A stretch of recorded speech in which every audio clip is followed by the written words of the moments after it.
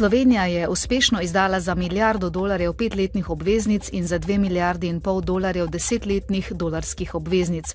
5-letne obveznice je izdala s kuponsko obrestno mero 4,75%. 10-letne so bile izdane s kuponsko obrestno mero v višini 5,85%.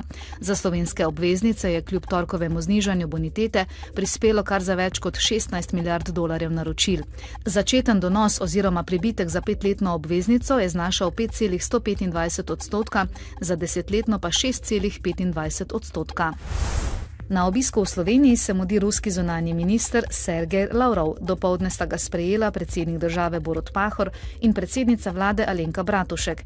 Lavrova bo na Brdu sprejel še zunanji minister Karl Erjavec, s katerim bosta po napovedih največ pozornosti namenila pogovorom o gospodarskem sodelovanju med državama, zlasti projektu Južni tok. Govorila bosta tudi o aktualnem mednarodnem političnem dogajanju, predvsem v Siriji in Afganistanu. Na davčni upravi Republike Slovenije samo še danes čakajo morebitne ugovore na informativne izračune dohodnine za leto 2012, ki so jih v začetku aprila poslali dobrega $500 milijona zavezancem. Tistim, ki izračuna do tedaj ne bodo prejeli, a so zavezanci za plačilo dohodnine, bodo morali napoved za odmero dohodnine sami vložiti, in to v obdobju med 15. junijem in 1. avgustom. Letošnji svetovni dan svobode medijev, ki ga obeležujemo danes, poteka pod geslom Govoriti brez nevarnosti, zagotoviti pravico do svobodnega izražanja mnenja v vseh medijih.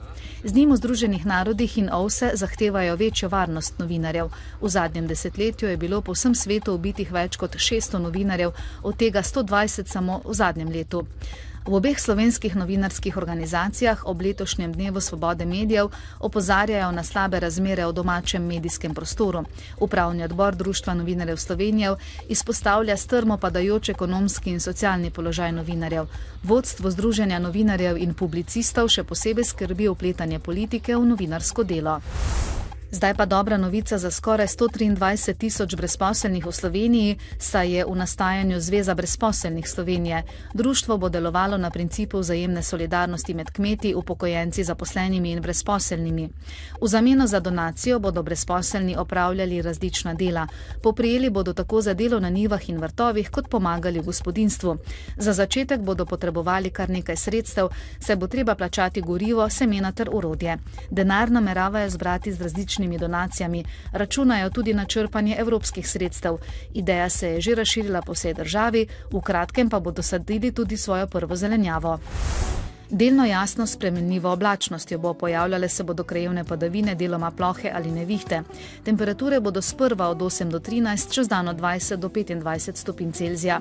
V nedeljo in ponedeljek se bo nadaljevalo nestanovitno vreme z občasnimi padavinami, deloma plohami. V Dnevniku televizije Maribor ne zamudite.